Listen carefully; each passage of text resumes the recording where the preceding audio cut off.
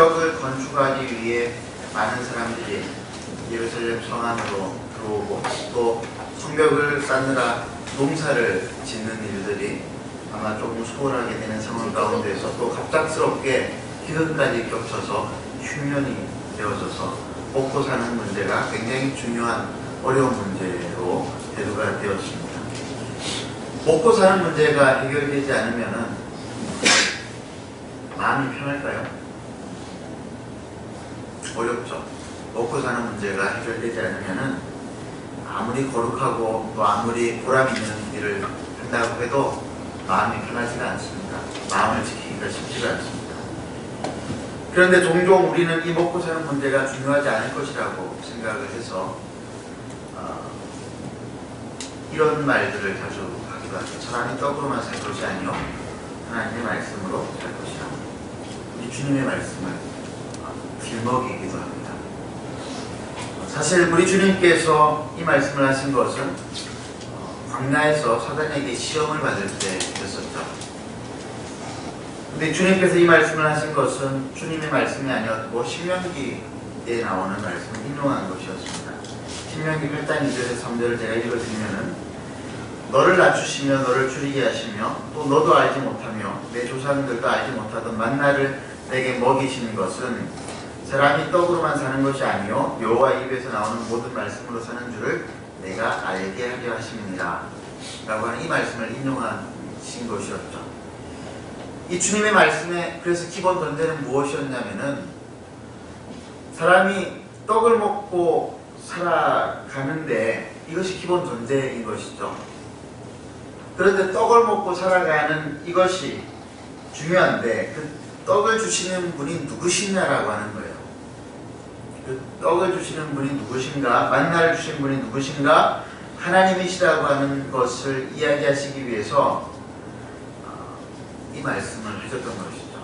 그러니까 먹고 사는 문제로 시험을 받을 때에 가장 먼저 생각해야 할 것이 있다면 그게 뭐냐면은 먹고 사는 문제의 해결 방법은 해결자는 하나님이시다라고 하는 사실을 기억하라라고 하는 것을 강조하기 위해서 오직 하나님의 말씀으로 살 것이라 라고 말씀을 하고 있는 것입니다. 근데 바로 먹고 사는 문제를 하나님이 해결해 주신다라고 믿지 않고 자기 스스로 해결해야 한다라고 믿는 사람들이 있습니다. 이들에게는 그래서 먹고 사는 문제가 삶의 모든 순위에 앞서 있게 되죠. 그래서 이 사람들은 돈을 벌 수 있는 기회를 결코 놓치지 않습니다. 오늘 본문의 7절에 등장하는 귀족들과 민장들이 그러한 사람들이었습니다. 느헤미야에게 배달을 맡고 있습니다. 그들은 그들의 이웃의 어려운 사정을 돌아보지 않고 돈을 버는 데에 급급했습니다. 7절에 보니까 한번 읽어볼까요? 너희가 각기 형제에게 높은 이자를 취하는도다. 그들은 이웃들에게 높은 이자를 받았습니다. 신명기 8장에 의하면은 같은 이스라엘 종족끼리는 이자를 받는 것이 금해져 있었죠. 그냥 구워주라고 했습니다. 아니면 그냥 주든지. 또 5절과 8절 말씀을 한번 보세요. 5절에 보니까 이제 우리 자녀를 종으로 파는도다. 우리 딸 중에 벌써 종된 자가 있고 우리의 밭과 포도원이 이미 남의 것이 되었다라고 기록을 하고 있습니다. 이 귀족들과 민장들은 이웃들에게 이자를 받았을 뿐만이 아니고 이자를 낼 수 없는 사람들의 자녀들을 종으로 받기도 했고 그들의 재산도 다 그들의 소유로 삼았다라고 기록을 하고 있습니다. 8절에도 동일하게 그 말씀들이 나와 있죠. 너희는 형제를 팔고자 하느냐, 팔았다라고 하는 것이죠. 이것 역시도 하나님의 말씀을 위배하는 것이었습니다. 형제를 종으로 삼아서는 안 된다라고 하는 말씀이 레위기에 분명히 나와 있습니다. 그런데 이들은 어려운 형편 가운데 있는 형제들을 종으로 샀죠. 돈으로 샀던 것입니다. 경제적으로 어려운 가운데 있는 이웃을 좋지 않은 것, 이웃들의 삶을 이용해 먹는 것은 상식적으로도 이방 사람들로부터도 충분히 비방을 받는 그런 비상식적인 행동이었다라고 9절 말씀은 이야기하고 있습니다. 9절에 뭐라고 이야기합니까? 우리의 대적 이방 사람의 비방을 생각하라라고 이야기하고 있죠. 이거는 이방 사람들도 좋아하는 일이 아니다, 칭찬받을 일이 아니다라고 하는 이야기를 하는 것입니다. 왜 이들은 이웃들로부터, 어려움 가운데 있는 이웃들로부터 이자를 받고 이자를 못 내는 사람들의 재산을 빼앗고 또 심지어는 그 형제들의 가족, 그 딸들까지도 종으로 받았습니다. 먹고 사는 문제가 하나님께로부터 해결되어지는 것이 아니라 자기 힘으로 해결할 수 있다라고 믿고 있었기 때문입니다. 이 말은 다른 말로 하면은 먹고 사는 문제가 하나님으로부터 해결될 수 있다라고 하는 것을 믿지 않는 불신앙, 그 불신앙으로부터 말미암은 탐심, 그 탐심 때문이었습니다. 탐심은 이방인들의 삶의 방식이었습니다. 그래서 우리 주님께서도 경고하신 것을 우리는 기억해야 하는데, 이거 마태복음 말씀을 한번 찾아보도록 하겠습니다. 마태복음 6장 24절에서 25절, 그리고 32절에서 33절.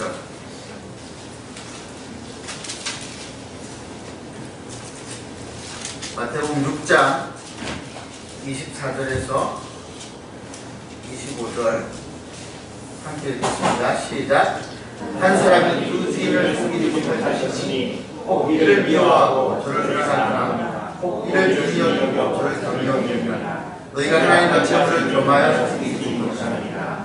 그러므로 내가 너희에게 이르노니 목숨을 위하여 무엇을 먹을까 무엇을 마실까 몸을 위하여 무엇을 입을까 염려하지 말라. 목숨이 음식보다 중요하지 아니하며 몸이 의료보다 중요하지 아니하냐. 32절 33절 시작. 이는 다 이방인들이 구하는 것이다. 너희 하늘 아버지께서 이 모든 것이 너희에게 있어야 할 줄 아시느니라. 그렇듯 너희는 먼저 그의 나라와 그의 일을 구하라. 그리하면 이 모든 것을 너희에게 더하시리라. 자, 우리 주님은 재물과 하나님을 겸하여 숨기지 말라고 이야기하시면서 먹고 사는 문제를 지나치게 염려하면서 생각하지 말라. 지나치게 염려하며 생각한다라고 하는 것은 완곡한 표현이고, 먹고 사는 문제로 인해서 탐심을 발휘하지 말라라고 하는 말씀입니다. 그래서 주님의 명령의 기본적인 핵심의 명령이 무슨 말씀입니까? 먹고 사는 문제를 하나님께 맡기라라고 하는 말입니다. 어떻게 하면 내 힘으로 내가 더 많이 먹고 마실까 늘 생각하고 늘 염려하는 것은, 그런 탐심을 부리는 삶은 이방인의 삶의 방식이라고 하는 것이죠. 여기에 느헤미야의 고민이 생겼어요. 이제 곧 예루살렘 성벽이 완성이 되어지면은 하나님의 나라가 완성이 되어지는 것입니다. 지금 성벽은 다 연결이 되어졌어요. 이제 쌓아가기만 하면 되는 거예요. 절반이 쌓아졌고 앞으로 2.5m만 더 쌓으면 되는 상황이었습니다. 그렇게 성벽이 쌓여져 다 이렇게 마무리가 되어지면은 하나님의 백성들이 들어가서 거기서 살아야 된단 말이죠. 그런데 하나님의 백성들이 거기서 사는 것으로 하나님의 나라가 완성되는 것입니까? 어떻게 살 때에 하나님 나라가 완성됩니까? 하나님 나라 백성답게 살 때에 그 성이 거룩한 도성이 되는 거예요. 그런데 어떤 일들이 발생했느냐? 어떤 사람들은 탐심을 부려서 먹고 사는 문제를 이방인들처럼 행하면서 살아가는 사람들이 발생했다라고 하는 거예요. 그래서 느헤미야가 6절을 보니까 분노했다라고 했습니다. 그런데 7절 말씀에 곧 바로 이어서 깊이 생각했다고 했어요. 뭘 깊이 생각했을까요? 이게 큰일 났다라고 하는 거예요. 곧 예루살렘이 완성이 되어질 텐데 이 성 안에 들어가는 사람들 중에서 겉은 유대인이고 겉은 하나님을 믿는다라고 하는 사람들인데 하나님의 백성답게 사는 사람이 아닌 사람들이 나왔다라고 하는 거예요. 큰일 난 것입니다. 생육하고 번성하고 땅에 충만하는 거 좋습니다. 그런데 하나님의 백성답지 않은 삶을 살아가는 사람들이 생육하고 번성하고 땅이 충만하면 어떻게 될까요? 재앙이죠. 재앙인 거예요. 지금 성이 세워지자마자 무너지게 생겼어요. 이것 때문에 이스라엘이 무너졌는데, 이것 때문에 이스라엘이 넘어졌는데 다시 그런 일이 발생할지도 모른다라고 하는 위기감이 느헤미야에게 찾아왔습니다. 그래서 깊이 생각을 했습니다. 어떻게 하면 좋을까? 이 사람들 어떻게 하면 좋을까? 꾸짖고 벌을 주는 것으로 끝낼 수 있었습니다. 그런데 느헤미야는 그렇게 하지 않았죠. 꾸짖었을 뿐만이 아니라 이 사람들이 다시 돌이킬 수 있도록 강하게 그 사람들을 푸시했습니다. 그러면서 느헤미야가 두 가지 방법을 사용했습니다. 첫 번째는 명백한 기준을 제시하는 것이었어요. 예루살렘 성이 완성되어지면 어떤 사람들이 그 안에 살아야 되는가? 첫 번째 10절에 보니까 뭐라고 이야기하고 있습니까? 10절, 우리가 그 이자를 받기를 그치자. 이자를 받지 말자. 무슨 말이냐면은 율법대로 하자, 법대로 하자는 거예요. 하나님의 말씀대로 우리가 살아가자. 이자를 그치자. 두 번째로 11절에 보니까 원금의 100분의 1을 돌려보내줄 것을 이야기했습니다. 이것은 그동안 받았던 이자를 다 돌려주라고 하는 말씀이에요. 이자를 받지 말자라고 하는 것이죠. 레위기야 신명기에 나오는 말씀대로 우리가 살아보자. 말씀대로 우리가 한번 살아보자라고 지금 백성들, 그 특별히 민장들과 귀족들에게 지금 도전하고 있는 것입니다. 이것이 하나님 나라의 백성으로 합당한 삶을 살아가는 삶이라고 하는 것을 제시하고 있는 것이죠. 그래서 그냥 꾸짖는 것으로 그치지 않고 12절에 보면은 어떤 액션을 취합니까? 제사장들을 불러요. 그리고 그들에게 그 말대로 행하겠다라고 그 제사장 앞에서 맹세하게 하라고 합니다. 무슨 말입니까?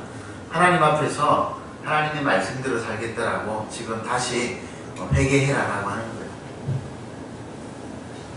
그리고 13절 앞에서 결단하게 합니다. 옷자락을 풀면서 이르기를, 느헤미야가 어떤 위협과 같은 것으로 보여질 수 있지만은 지금 이 백성들, 이 그 귀족들과 민장들이, 회중들이 다 아멘하고 여호와를 찬송하고 백성들이 그 말한 대로 행하였다라고 했던 것으로 보아져서 어떤 이것은 그 위협 가운데서 이루어졌던 것으로 보기는 힘듭니다. 돌이키고 있는 중이라고 하는 거죠. 또 12절에도 그들이 말하기를 우리가 당신의 말씀대로 행하여 돌려보내고 그들에게서 아무것도 요구하지 아니하기로 했다라고 되어 있습니다. 느헤미야가 이야기했을 때 그것이 위협이 되지 않았고 오히려 도전이 되었다라고 하는 거예요. 두 번째로 느헤미야가 보여줬던 방식은 하나님의 백성의 샘플이 어떠한지를 보여줬어요. 자기의 삶의 모습을 가지고. 이 간증이죠. 뻐기기 위해서 간증한 거 아니었습니다. 느헤미야는 먼저 이방인의 삶의 방식, 즉 탐심으로 살았던 다른 유대 총독들의 악행을 언급했었습니다. 15절 말씀해 보니까 나보다 먼저 있었던 총독들은 백성에게서 양식과 포도주와 은 40세겔을 매일 빼앗았고 총독의 부하들도 백성들을 괴롭혔다라고 되어 있습니다. 그리고 16절에 보니까 땅을 사지 아니하였다고 했던 것으로 보아서 다른 종족들은 어땠다라고 하는 거예요? 땅을 샀다라고 하는 거예요. 어려울 때에 땅값이 내려가거든요. 땅을 이 기회를 놓치지 않고 사는 것이죠. 근데 느헤미야는 땅을 사지 않았대요. 또 그 부하들은 일을 잘 하지도 않으면서 또 월급을 꼬박꼬박 챙겼던 것 같습니다. 그런데 느헤미야는 하나님을 경외했기 때문에 하나님의 백성으로 살아가기 위해서는 그렇게 살아서는 안 된다라고 생각을 했던 것입니다. 그래서 오히려 17절에 느헤미야와 함께 자기 밥상에서 먹었던 사람들이 몇 명이 있었다고요? 150명이 있었대요. 150명. 그리고 그 다음에 보면은 150명만 있었습니까? 그 외에도 우리 주위에 있는 이방 족속들 중에서 우리에게 나오는 사람들, 즉 이 성벽을 쌓는데 이방 족속들의 도움을 받기도 했었는데 그들이 몇 명이었는지에 대해서는 성경에 나와 있지 않지만 이 사람들을 먹이기 위해서 매일 뭐가 필요했죠? 소 한 마리, 살찐 양 6마리, 많은 닭과 열흘에 한 번은 각종 포도주도 준비했다라고 이야기를 하고 있습니다. 쉽게 말하면은 이방 족속들을 회식을 시켜줬대요. 열흘에 한 번 걸로. 이게 회식이 법식이에요. 열흘에 한 번. 열흘쯤 내면 지칠 때가 되기 때문에 회식을 지켜줘야 돼요. 성경학자들이 이 양을 가지고 몇 명의 사람들이 느헤미야와 함께 있었겠는가 추측을 해봤는데 한 400명 정도 되었을 거라고 생각해요. 400명. 매일매일 400명이 먹고 살 떼거리를 느헤미야가 제공했는데 다른 총독들처럼 은 40대기를 받고 백성들로부터 받아가지고 그렇게 했던 것이 아니고 자기도 그랬더라고요. 느헤미야가 어떻게 이 돈이 생길 수 있었을까? 아마 학자들은 추측하기를 페르시아 중앙정부로부터 받는 월급이 있었을 것이고 또 자기가 그만큼 가지고 있었던 돈이 있었을 것이라고 생각을 합니다. 그런데도 이것이 느헤미야에게 역시도 버거운 일이었을 것이라고 생각되어지는 것은 마지막 19절에 뭐라고 느헤미야가 기도합니까? 이 백성을 배행한 모든 일을 기억하사 내게 은혜를 베푸시옵소서. 무슨 말이에요? 느헤미야가 먹고 살기 쉽지 않았다라고 하는 거예요. 그럼에도 불구하고 느헤미야는 하나님의 백성은 이렇게 살아야 한다라고 하는 것들을 보여주었다라고 하는 거예요. 뻐기기 위해서가 아니에요. 완성되어질 예루살렘 안으로 들어가서 사는 사람들은 어떤 삶을 살아야 하는가? 이런 삶을 살아야 한다라고 하는 것을 보여주기 위해서였어요. 여러분, 중요한 것이 이것입니다. 우리의 삶의 우선순위가 먹고 사는 문제에 과도하게 집착이 되어져서 탐심이 발휘하게 되어지는 상황이 오게 되어질 때 우리 삶은 흔들리는 것이고 우리 삶만 흔들리는 것이 아니죠. 느헤미야의 위기의식은 무엇이었습니까? 공동체가 흔들리는 것을 깊이 생각했어요. 하나님 나라의 이 도성이 세워지자마자 무너질 것을 염려했던 것이죠. 우리의 탐심은 우리 자신만 무너뜨리는 것이 아니라 하나님 나라 전체를 무너뜨리는 아주 위기를 불러일으키는 것입니다. 어떻게 살아야 합니까? 무엇을 생각하고 깊이 생각하고 어떻게 하나님을 경외함으로 살아가야 합니까? 느헤미야처럼 깊이 생각하고 느헤미야처럼 하나님을 경외하며 느헤미야처럼 백성들의 그 구역의 과중함을 생각하면서 하나님께서 채워주실 것을 믿고 많은 사람들의 삶을 스스로 책임지는 삶으로 우리가 살아가야 할 줄을 믿습니다. 저는 우리 이 자리에 앉아있는 우리 자녀들 비록 졸리면서 이 자리에 억지로 버티고 이렇게 이 자리에 있지만은 우리 자녀들이 느헤미야와 같은 삶을 살아가게 될 줄로 믿습니다. 적어도 400명은 책임지는 그런 사람으로 살아가게 될 줄로 믿습니다. 저는 우리 부모들의 믿음이 우리 자녀들의 삶에 그대로 이루어질 것이라고 믿는 사람입니다. 이게 그 유아세례의 법칙이거든요. 유아세례를 왜 줍니까? 부모의 신앙을 따라서 하나님은 그 부모의 신앙을 따라 하나님께서 그 아이의 인생을 이끌어 가실 것이라고 하는 믿음으로 유아세례를 주는 거거든요. 믿음의 영역뿐이겠습니까? 저는 우리 부모들의 믿음을 통해서 우리 자녀들의 삶에 큰 영향이 끼쳐진다라고 믿습니다. 어떤 삶을 살아야 합니까?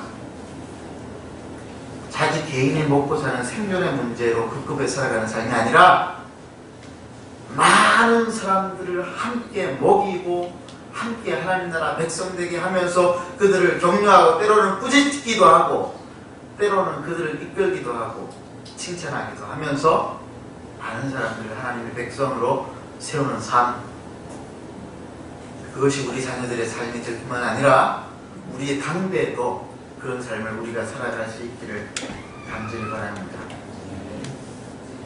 이 세상은 공평한 세상이 아닙니다. 돈이 많은 사람과 돈이 없는 사람이 함께 살아가죠. 많은 돈을 버는 사람도 있고 돈을 적게 버는 사람도 함께 있습니다. 이럴 때 자칫 우리가 하나님을 원망할 수 있습니다. 공산주의자들처럼 억지로 경제정의를 해낸다라고 하면서 사람들을 억압할 수도 있어요. 근데 느헤미야는 억압하지 않았어요. 자기의 삶을 샘플로 보여주면서 사람들의 마음을 움직였어요. 이게 하나님 나라의 법칙이에요. 절대로 억압하지 않았습니다. 도전했어요. 결국 선택은 누가 했느냐? 귀족들과 이 사람들, 그 백성들을 이렇게 착취하던 사람들이 선택을 한 거예요. 하나님께서 우리에게 이런 삶을 주시길 바랍니다. 이렇게 한번 기도하십시다. 하나님의 백성으로 깊이 생각하고 하나님을 경외하며 살아가게 하여 주시옵소서. 우리 주님 말씀하시기를 나는 포도나무요 너희는 가지라. 그가 내 안에 내가 그 안에 거하면 사람이 열매를 많이 맺나니 나를 떠나서는 너희가 아무것도 할 수 없습니다. 하나님 나라의 백성은 교회 안에 있다라고 해서 그냥 자동적으로 만들어지는 것이 아니라 하나님의 말씀 안에 예수 그리스도의 그 말씀 안에 들어와 있을 때에 그의 하나님의 백성이 되는 줄로 믿습니다. 또한 이렇게 기도하십시다. 먼저 그의 나라와 의를 구하고 하나님을 사랑하고 이웃을 사랑하는 그런 삶을 살아가게 하여 주옵소서. 우리의 삶에서 불신앙으로 비롯되어지는 탐심을 없애고 하나님 나라의 백성으로서 살아갈 수 있는 그런 우선순위의 삶을 살아가게 하여 주시옵소서. 함께 합심으로 말씀 붙잡고 기도하도록 하겠습니다.